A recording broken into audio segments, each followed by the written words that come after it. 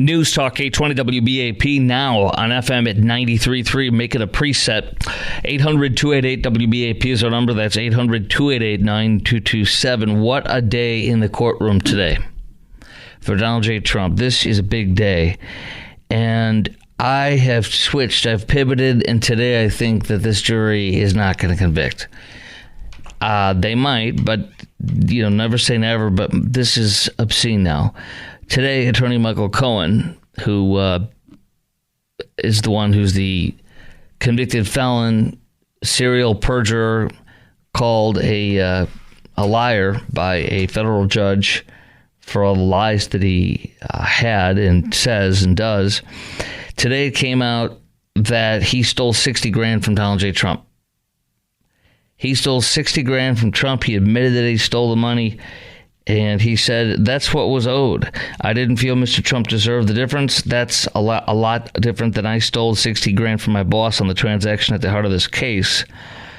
Talking about why he stole $60,000 from him. But here's the thing. That crime is larceny in the state of New York. And that is a far more important crime and a far bigger crime than what Trump's being charged with. So the literal case that is on display for the world to see and to make Trump look bad, that whole case rests on Michael Cohen. He's their star witness. He's the linchpin. And we found out today that the linchpin stole $60,000 from Trump and never told anyone about this. And this raises huge questions for the prosecution too. Did the prosecution know about this? And if they did they conceal it from the prosecution, from the defense and the judge? And one of the experts that was commenting on us today on Fox News said, I highly, highly doubt the prosecutor's office didn't know this. And if they chose to put Cohen on regardless, that in some ways is even more shocking, said a legal expert today to Fox News. And the prosecution today rested its case. Prosecution is done. So the defense today of Trump brought up two men, but the man who nobody knew if he should bring, the massive mystery guest that half of every attorney said, of every law expert on every network said should be brought in, and the other half said shouldn't, because if your case is such a slam dunk, you don't want to mess with it by bringing in somebody who will possibly make things worse. Because on cross-examination, there could be something that comes out that is bad. So the question is, if it's such a slam dunk case, why would you want to bring in other witnesses, even if they help you? That's a calculated risk, but they chose to take it. They had the bookkeeper for Trump on today, and they had Bob Costello on the stand today. Bob Costello is that attorney who said, Cohen met with me on the charges that he was facing from the feds. Cohen met me at the Regency Hotel in Manhattan. Cohen told me that last night he was up on the roof. He was going to jump off and kill himself. He's despondent and desperate, which, by the way, means that he's very much telling the truth right now because he's desperate. He has nothing left. And he said, I want to get out of this. I won't. And he pounded his fist or his fingers on the desks, on the conference table, saying, I will not be going to jail. I'm not going to the jail. He said, that's fine. I can make sure that happens if you have anything on Trump. Do you have anything on Trump? Because if you have anything on Trump, I will get you out of this by the end of the week. To which he said, there's nothing I have on Trump. There's nothing I have on Trump. Then Cohen's team the prosecution tried to belittle the amount of time, and Cohen tried to belittle the amount of fact that this guy was his attorney, or at least his legal advisor at the time. But the problem is that this attorney, he's a former deputy U.S. attorney in the Southern District of New York, who's now been a criminal attorney practicing for decades. Bob Costello had his law partner there with him. So there was a second lawyer with them. And he has a second witness. It's not one man's word versus another man's word. Second of all, Cohen tried to belittle this and say, I was just checking him out, but I didn't trust him. I figured he was a back channel to Trump. But here's the problem. You did trust him. And you know why? Because turns out that he was on the phone. Cohen was on the phone with this star witness today, star witness for the defense, Bob Costello. He was on the phone with Bob Costello 9 hours. Does that sound like a little consultation? 9 hours on the phone with this guy at the same time around then? No, this was his legal advisor. And he had nothing. He told him repeatedly, like 9 times, Costello said today, anything on Trump? You have anything on Trump? And he said, no, I don't. I have nothing on Trump. So that's where we are today. And I honestly think I can, for the first time ever, say I really think this case is so done. What do you think on this? Do you think the jury is going to end up not convicting Trump, especially after today, due to Michael Cohen, the star witness, being a lying, jealous, spurned thief? And how much of a chance for a conviction do you think there is? 800-288-WBAP is our number. Chime in right now. Line's wide open for you. 800-288-9227 is our number. That's 800-288-WBAP. This was quite a turn of events. And the fact that, so here's what happened. Here's what I've really learned, and here's what I believe is what was really going on in all this, in truth. I believe that Michael Cohen, first of all, he wasn't a fixer. That top, I think it was Hope Hicks, anyways, a top former Trump aide, said that he was not a fixer. He broke things, and then he would try to fix what he broke. When you see this whole thing going down today, and we found out all this information, I think it's absolutely true. I think Michael Cohen, as we all know, was angry, disgusted, and felt spurned like a jealous lover, ex-lover, who was the only one in Trump's inner orbit to not be brought with him to the White House. And so this whole thing with Stormy Daniels, apparently he was, and I believe this, he was proactively handling all this, and he was trying to fix it before anything came to Trump so he could say, look, this came up, but I fixed it for you. He was expecting, as we know, that is to say, Cohen was expecting to be picked he literally thought he was going to be picked as the Attorney General. That's how delusional this guy is and was. He swore he was going to be picked as the Attorney General or the top head of legal for the president in his White House office, and he got nothing.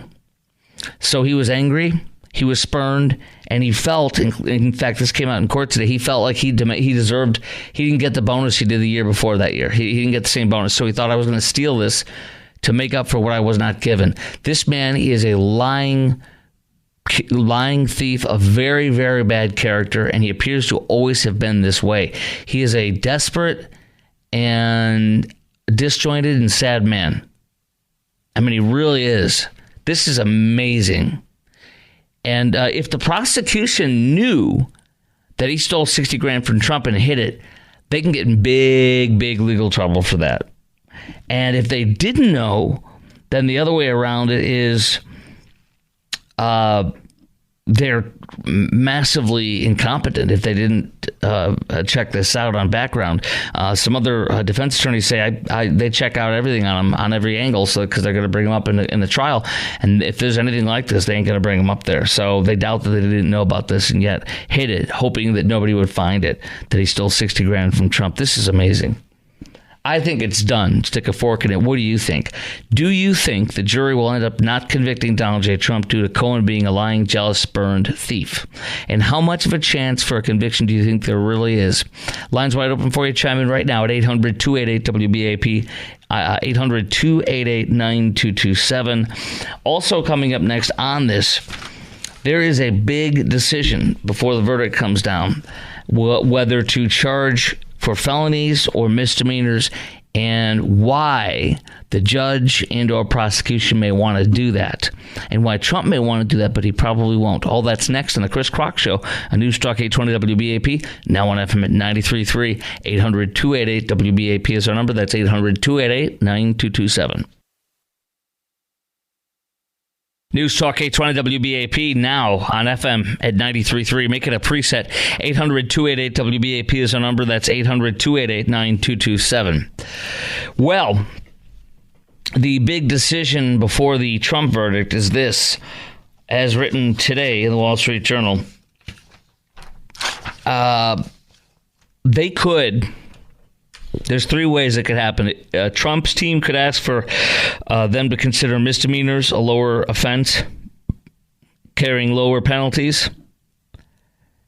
Like if the case is so weak, which has obviously become, it's done. In my opinion, the case is over. They've lost it. The prosecution has completely lost it after what we found out today that Michael Cohen stole $60,000 from Trump.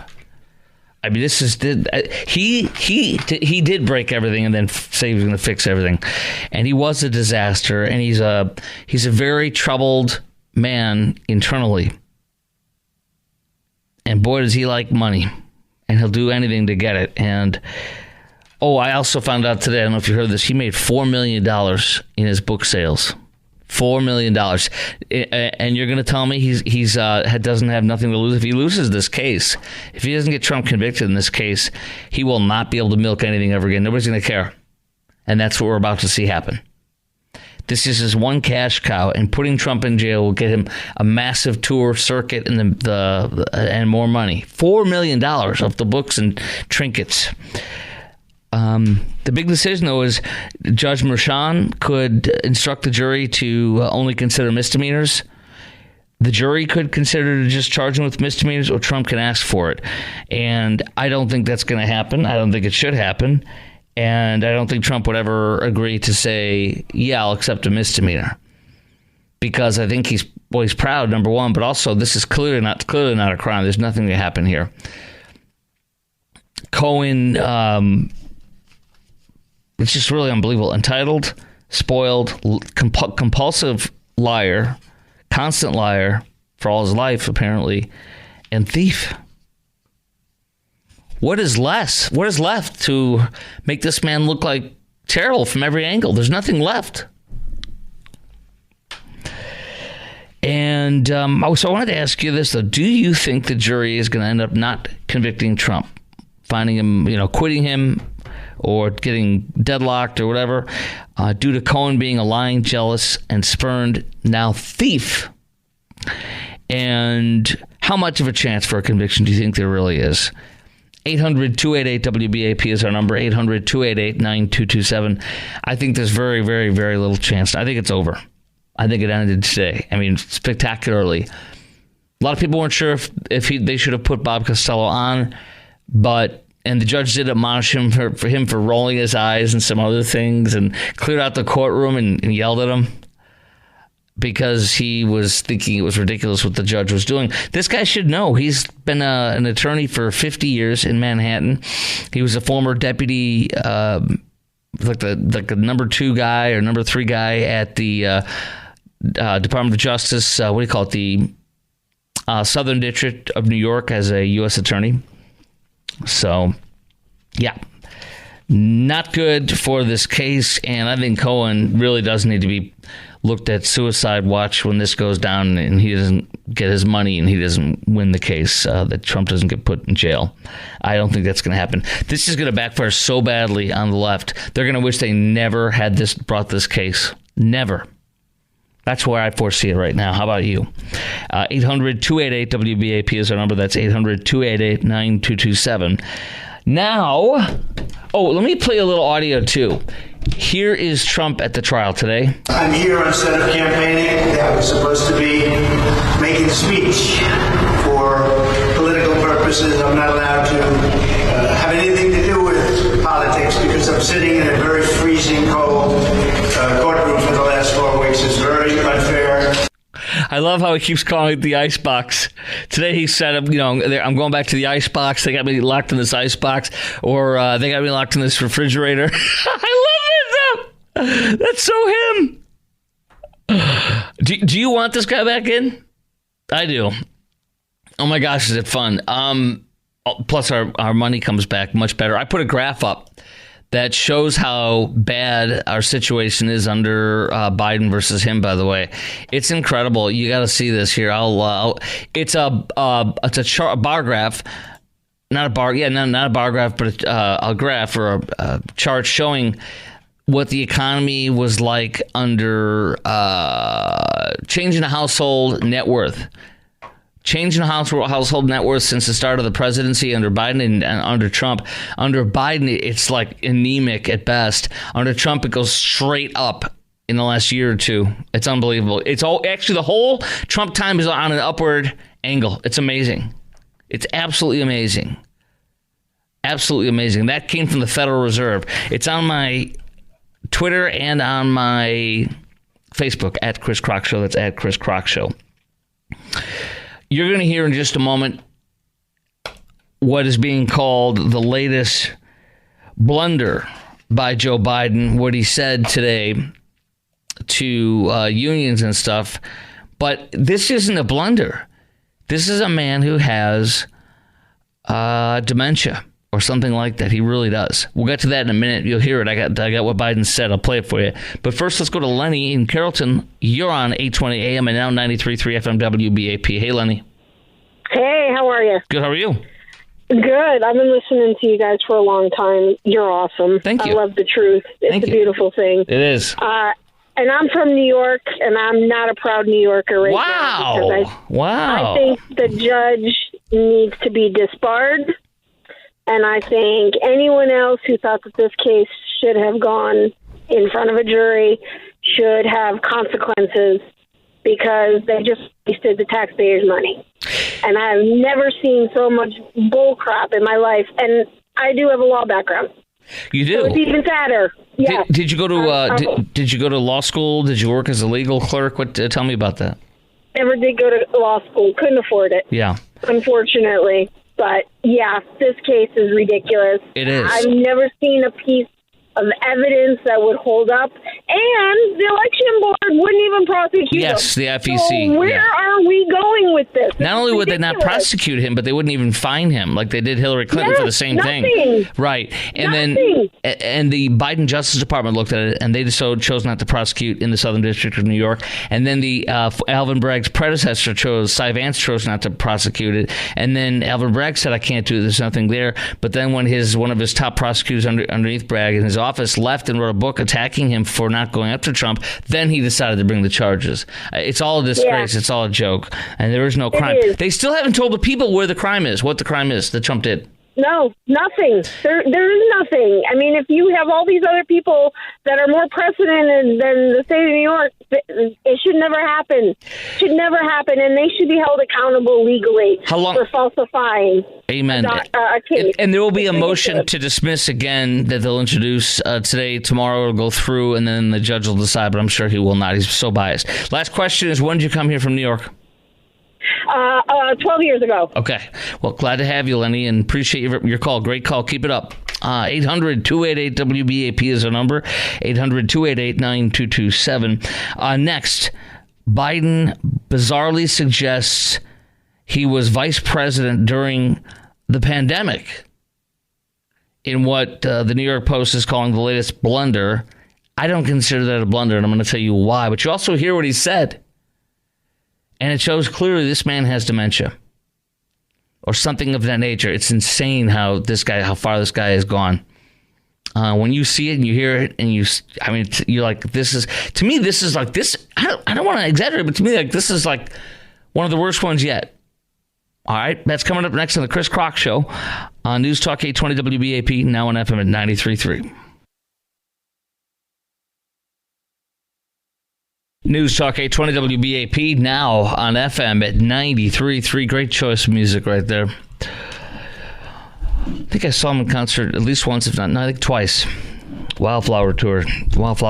Great album. It's actually my favorite one that he did in 94, 95, Wildflower. Okay. Biden bizarrely, I'm going to read you a headline from New York Post. Biden bizarrely suggests he was vice president during the pandemic in the latest blunder. He left office as he finished his 8 years under Barack Hussein Obama as VP in January of 2017. That's when he left. January of 2017. COVID hit February of 2020? So it hit like 3 years and 2 months after Joe left office. And yet he came out at a speech yesterday or today. I don't know which day it was, but it was at the NAACP. And he told everybody that COVID hit in the middle of his term as vice president. Here it is. And when I was vice president, things were kind of bad during the pandemic. And what happened was Barack said to me, go to Detroit and help fix it. Well, poor Mayor, he spent more time with me than he ever thought he was going to have to. God love you. All right. And it's him reaching over and shaking the mayor, or at least former mayor of Detroit's hand. So this is not a blunder. When you claim to have been vice president when COVID hit, in the middle of COVID, and COVID hit 3 years and 2 months after you left office, that's not a blunder. He has a vivid memory. He feels so strongly about this vivid memory that he cites it in a major speech to the NAACP. This is a real story in Joe Biden's mind. This isn't a blunder. This man creatively paints a picture of what it was like to be the vice president of the United States of America in the middle of COVID. He knows what it's like because he was there. So, is that a blunder to you? He's passionate about it. He's clearly saying it's not a slip-up. He says it because he remembers it. And that wasn't a tentative, I think I was there. No, that was a solid memory. So, do you consider this a blunder? A man who has this vivid memory? Because COVID hit us, 4 years and 3 months ago? I mean, this is not 20 years ago or 30 years ago. So this is all within 4 years of everything happening. So this is not hard to remember. And this is not something you would, it's true, but when you go way back in your life, you tend to romanticize certain things, and you thought it was this and that, and someone's like, no, dude, it wasn't like that. That's one thing. But this is, I was vice president in COVID, and I went to Detroit and spent so much time in fixing Detroit, in his own words, in COVID. So, that to me is not a blunder. That's his strong belief. What is that to you? Is that a blunder, or is it something much worse? 800-288-WBAP is our number, 800-288-9227. Do you think this means that Joe Biden really is too far gone mentally to be our president? That it's not a slip up? When he has these memories, these strong, vivid memories of his uncle being eaten by cannibals. At least the cannibal Uncle Bozy was eaten by cannibals. And according to Joe, tastes like chicken, I guess he said. And then they came out with Uncle Bozy's hot sauce, if you recall that one. But anyway, this to me is a disability. It is dementia, or I don't know what else it could be. But please tell me if you think this is a blunder, or if it shows that Joe Biden really is too far gone mentally to be our president. Is this a mere slip up to you? Do you think Biden can make it to the November election? Because a lot of people, how much longer can this happen? How much more can this guy be our president? It's terrible. Everybody, the ones who love Biden, who voted for him, will vote for him again. And the ones like me who will never vote for the man, who despise his political stances and even himself personally, the way he conducts himself, vilifying, half the country. But I think we all cringe when the man's speaking, waiting for him to do his next mistake. But I don't think this is a slip up. Because this is in his memory, and he said it confidently in front of a crowd, in front of the world on TV. So I think it's just that this is what his true belief is. And then why is his true belief this? I think it's because the poor guy has dementia or something of that nature. So do you think this means he's really gone too far mentally to be our president? Is this a mere slip up to you? And do you think Biden can make it to the November elections as far as his mental abilities? And do you think his debate, here's another big one I wanted to ask you, do you think his debate performances are going to be noticeably worse than his last debate 4 years ago? I'm going to repeat that one. It's very important. Do you think Joe Biden's debate performances will be noticeably worse than the last debate 4 years ago? I think it will be, but I really think we have to be so careful. They will juice him up on something, and he will. Here's the problem. He'll do a minimally decent job, or maybe even a little bit better, and then, then here we are holding the bag, setting up this man for a failure, and he did a fine job, or a decent job, and since he did decently, that means he's a huge success, and he looks better. Trump makes that big mistake. Anyways, let's go to Brian in Decatur. You've called in at 800-288-WBAP. That's 800-288-9227. Brian in Decatur, you're on 820 AM and now 93.3 FM WBAP. Hi, Brian. How's it going, Chris? Good, sir. How are you? I think what we have with Joe Biden is you have a career politician who spent his entire career lying to the American people, and now you have the senility kicking in, and he really doesn't know which lies he's telling and who he's telling them to. Kind of like Michael Cohen, I guess, but do you consider this a blunder when he literally claims, yesterday or today, he claims publicly that he was vice president in COVID? Is that a blunder to you, or is that something with a mental issue? Oh, no, that's definitely a sign he is sunsetting. He doesn't know anything that's going on. He's just a puppet being played before the cameras. And explain to people what sundowning is. Explain to people what sundowning is. Sundowning is when people's faculties start to go, and unfortunately, that's Alzheimer's. A lot of people, unfortunately, are experiencing that, and not to make light of it in any way, shape, or form. But I have friends that have had spouses and loved ones that have this problem, and Joe Biden is clinically. I think you missed one thing on that definition. It's what happens to people around the time the sun starts to go down, and that's when they start. But late in the day and early in the evening, they start to lose their faculties. Confusion that kicks in. So it's a daily thing where they go from fine to they start losing it as the sun going down, because that's when they start to really have serious memory loss and such. So that's very common to happen with people that have dementia, apparently. So, okay, you think that's what it is.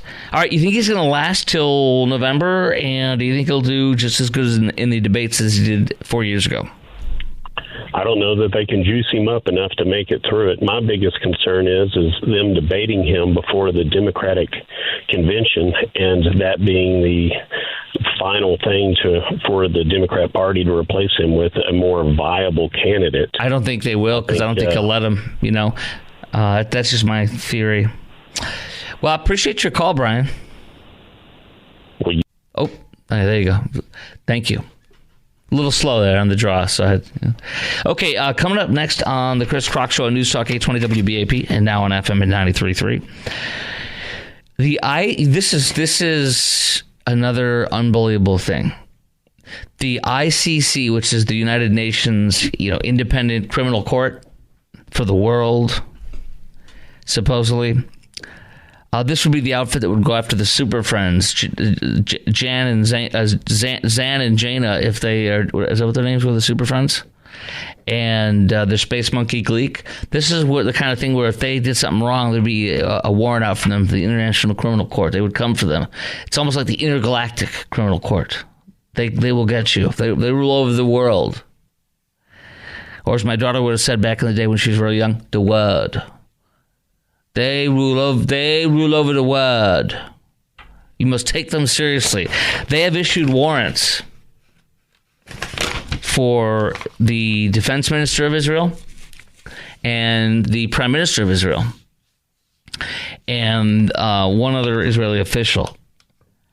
But don't worry, they also showed they have warrants for some of the top leaders of Hamas too. So Israel is just as bad as Hamas. They're terrorists too. They're genocidal maniacs, and they must be rounded up and arrested. So there's an arrest warrant for Bibi, Defense Minister Yoav Gallant with Israel, and another top official. Wow. Thanks, Joe Biden, because I believe you did this. We're going to get into that coming up next on the Chris Crock Show. And we're going to ask you, I'm going to ask you, do you support the UN's decision to treat Israel in the same way they treat Hamas? And do you think this is all Biden's fault, or at least partially his fault? I do, and I'll tell you why coming up next on the Chris Crock Show on News Talk 820 WBAP, now on FM at 93.3. 800-288-WBAP is our number, 800-288-9227. News Talk 820 WBAP, now on FM at 93.3. Make it a preset, y'all. 800-288-WBAP is our number, 800-288-9227. The International Criminal Court issuing arrest warrants for Benjamin Netanyahu and two other top Israeli leaders, and also Hamas's top three in-country, Yahya Sinwar, who's the overseer and planner of the terrorist attack on October 7th, Ismail Haniyeh, one of the other top three Hamas people, and Mohammed Deif. And one of them, Sinwar, was in charge of the whole thing, planning and everything, and executing it and still running it. We have the other two. Mohammed Deif is the leader of the Al-Qassam Brigades. That's the military wing that did all the terrorism, rape, murder, beheadings, and everything, and kidnapping. Hamas's military wing. Okay, so that's what Mohammed Deif is. And then Ismail Haniyeh is Hamas's political leader. All right?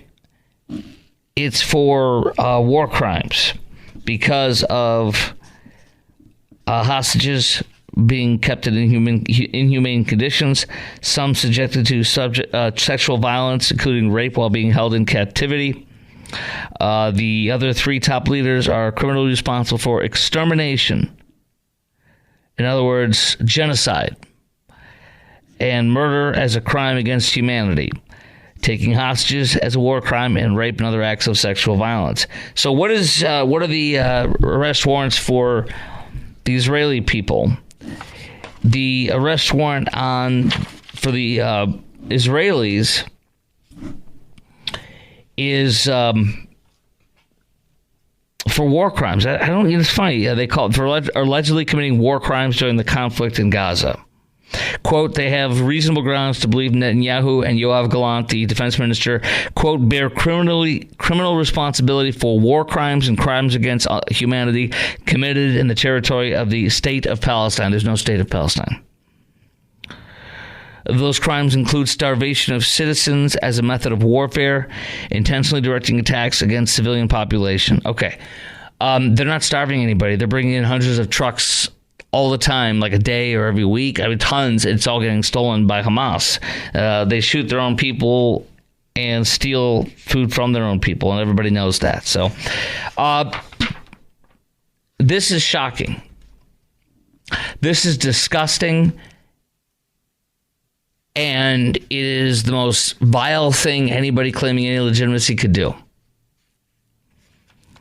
And I'm grateful that Bibi Netanyahu basically flipped the bird to the UN on this, to the ICC on this, and it's outrageous that a people defending themselves and going way above and beyond. Remember, the casualty counts are, the UN says that casualty counts for urban warfare would be one bad guy. For every one bad guy killed, 9 good people killed. For every one military guy killed in urban warfare, 9 will be killed. 9 civilians will be killed in combat, is what the UN says. Israel has done what I understand to be the best numbers ever in modern day warfare. For every one terrorist they kill, it's 1.5 civilian. That's incredibly accurate. Upon that, they are also giving so much food and aid to the people. And this is how they get treated. It's pathetic. It's disgusting. And I blame Joe Biden. I blame Joe Biden for this because Joe Biden's been feckless. Joe Biden has not been firm. Joe Biden has told Israel to go slow. And now that it's gone so slow, now they're telling them to end it. And it's his fault. He should have done what Trump said he would have done. Greenlight them all the way. Do what you have to do. Kill them all. Make it fast. Kill every terrorist. Get it done. With Trump, they could have had this thing wiped out in 3 to 4 months. Instead, we're 7 months in, and it's Joe Biden's fault because he's been telling them constantly, publicly and privately, to slow down, which is why they haven't been able to get to where they need to get until till, they say it's going to be a month or two longer at least. Good. Whatever you got to do. Kill Hamas. Kill them all. So questions for you are, do you support the UN's decision to treat Israel in the same way they treat Hamas? And do you think this is all Joe Biden's fault, or at least partly his fault, as I do? 800-288-WBAP is our number, 800-288-9227. The Toro Institute on Human Rights and the Holocaust and president of Human Rights Voices told Fox News, it is a direct result of the policy of Biden administration that has systematically undermined Israel's war of survival at every step, even questioning its legality and effectively giving a wink-wink to the prosecutor to move forward. That is exactly right. That is exactly right. Joe Biden is responsible for this, and today he feigns outrage. Even opposition leader Benny Gantz, who was one of three people on that war cabinet that includes Yoav Gallant and Bibi Netanyahu. So Bibi's top political opposition railed against this, called it a historic disgrace that'll be remembered forever. Amen. So this is why this is a bogus, pathetic, Jew-hating leftist organization, and they should be totally ignored. Biden said it was outrageous, and there's no equivalence between Israel and Hamas. But nonetheless, Joe, you sold them out. Do you know what major celebrity is also partially responsible, apparently, for this? What major celebrity? It's a spouse of an A-list celebrity. The spouse of an A-list celebrity is reportedly responsible for this International Criminal Court, these warrants against Israel. Yes, I will tell you who that A-lister is and who his spouse is that apparently is partially responsible for getting these warrants put out against Israel. It'll probably make you not want to see his movies again. I'll tell you that. So we're going to tell you that, and also I'm going to tell you all these students who hate the Jews and hate Israel and love Hamas, where do they get their news from? Take a guess where they get their news from. I will be telling you that as well coming up next on the Chris Crock Show.